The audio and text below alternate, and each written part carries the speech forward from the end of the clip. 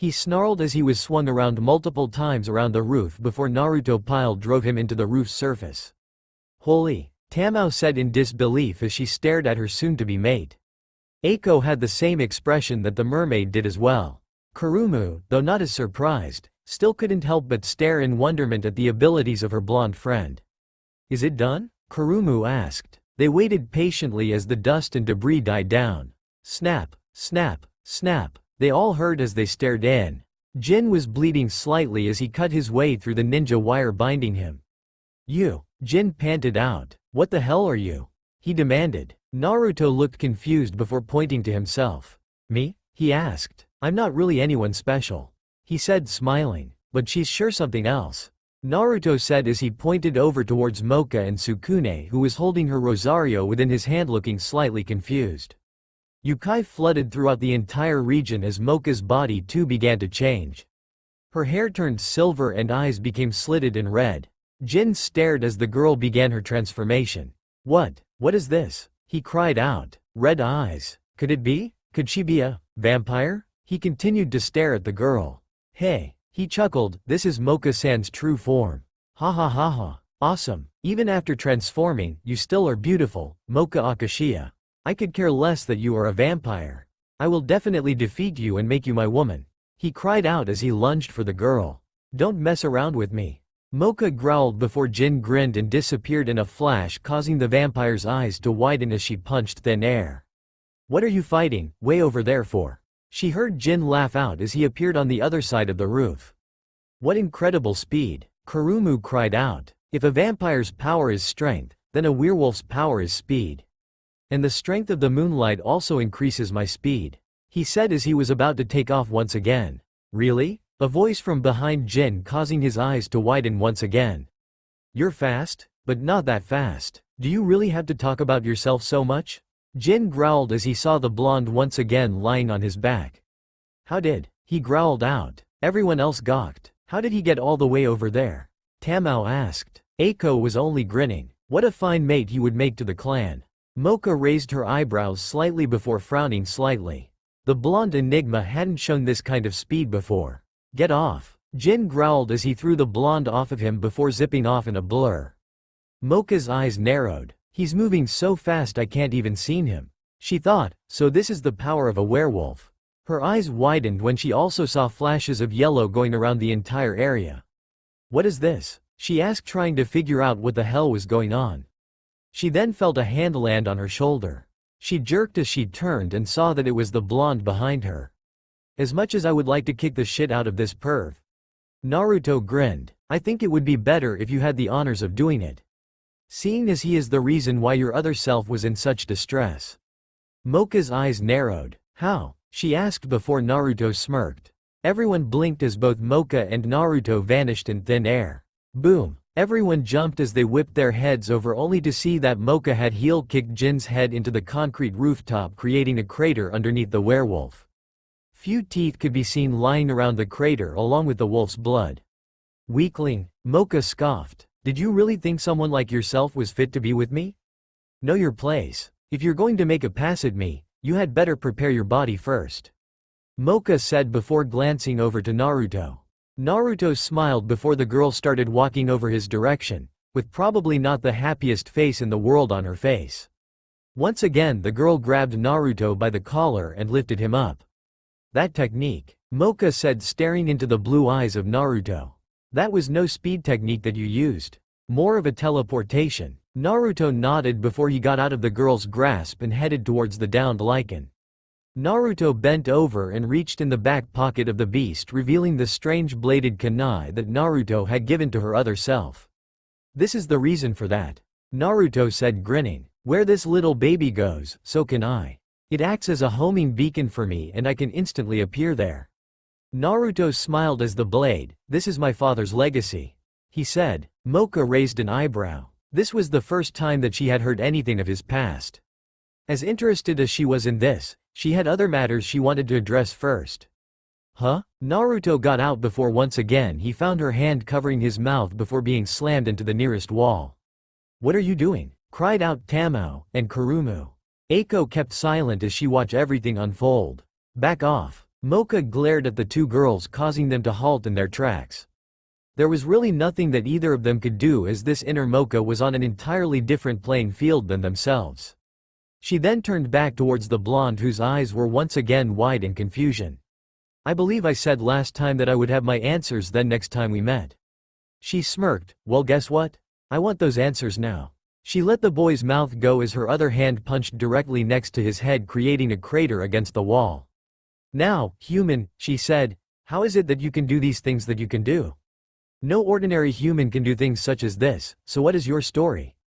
She asked, seriously looking into the blonde's eyes. What are you? Naruto looked back into her eyes. The human definition of awesome? He tried. Thump. HRG. No go? Naruto wheezed out as he felt Moka's fist implant into his stomach. Damn, that girl had one hell of a punch as a drop of blood slightly dripped out of his mouth. But he could take it. Sakura had done a lot worse to him in the past, so this was pretty easy. She grabbed his mouth once again and pushed him against the wall. Wrong answer, she said. Now once again. What are you? She paused for a moment, waiting for the blonde's next response.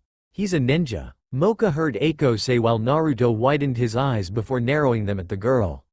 Hey, don't give me that look, she said defensively. It's your own damn fault using shuriken and kunai. A ninja? The vampire questioned, looking at the green-haired girl.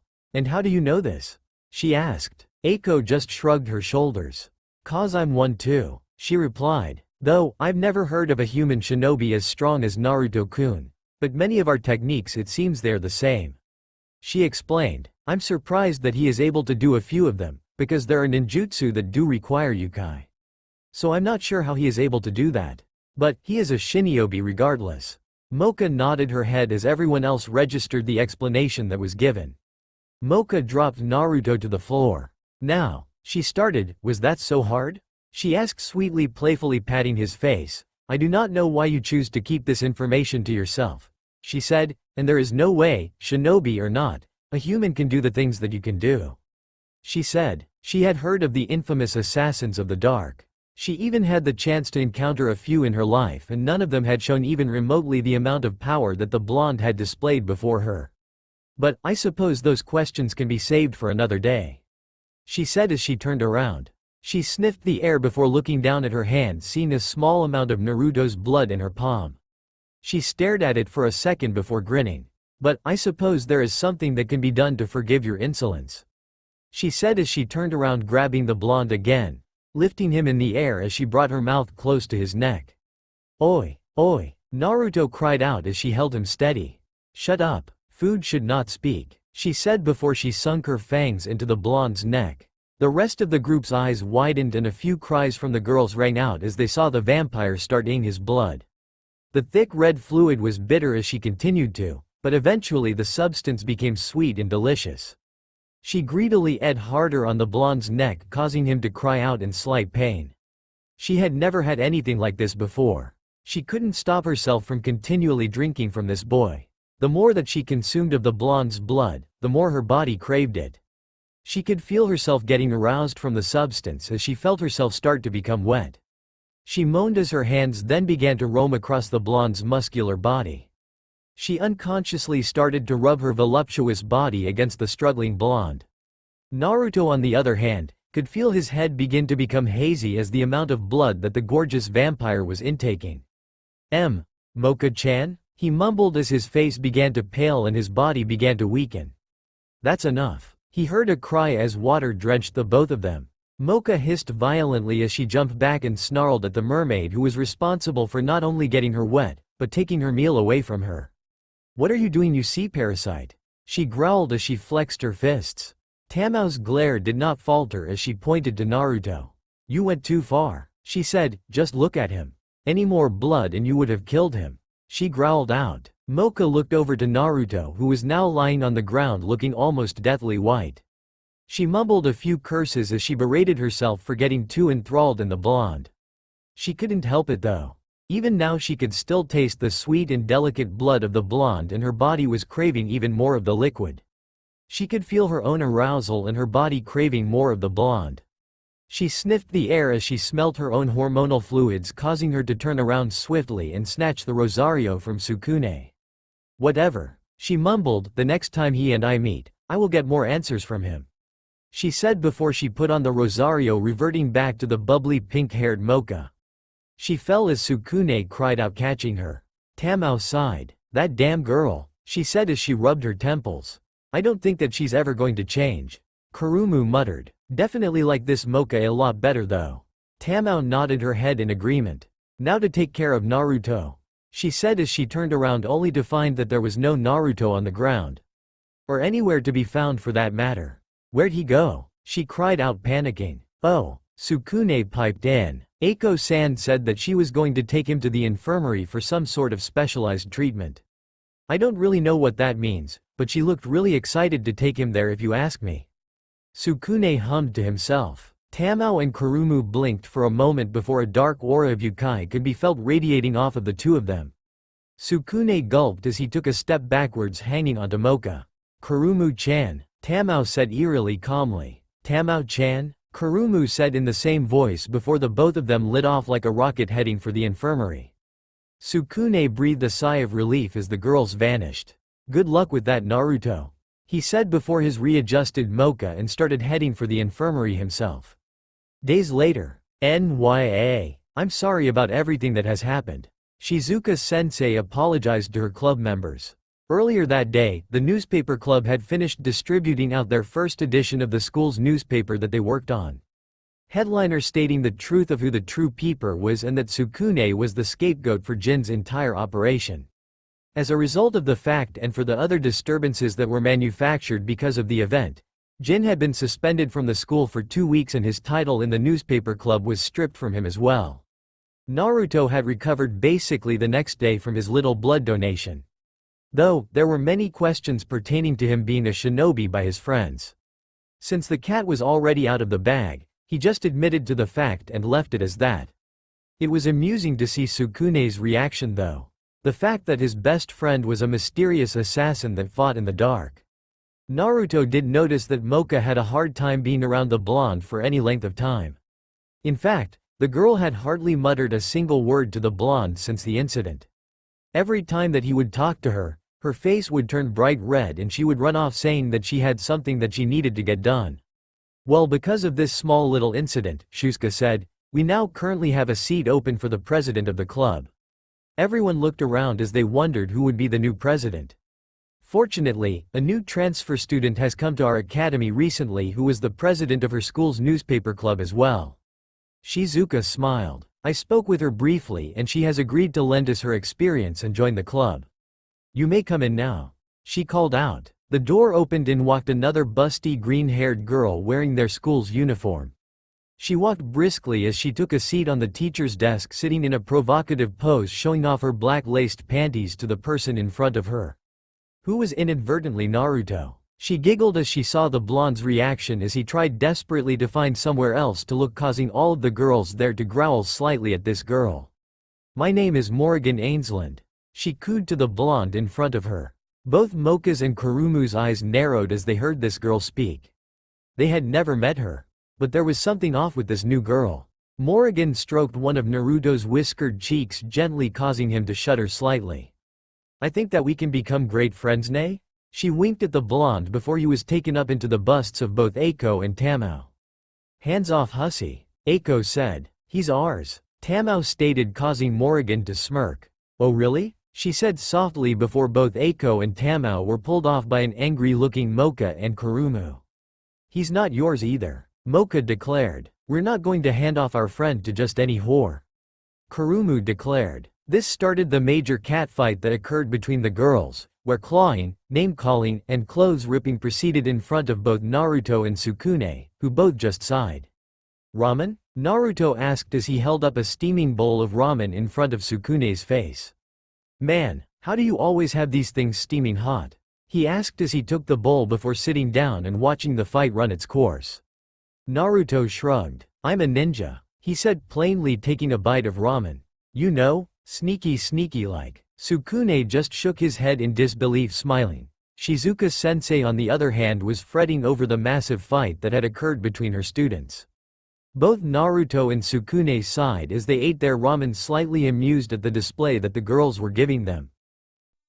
That's all for now. If you enjoy this video, then please like, share and do comments.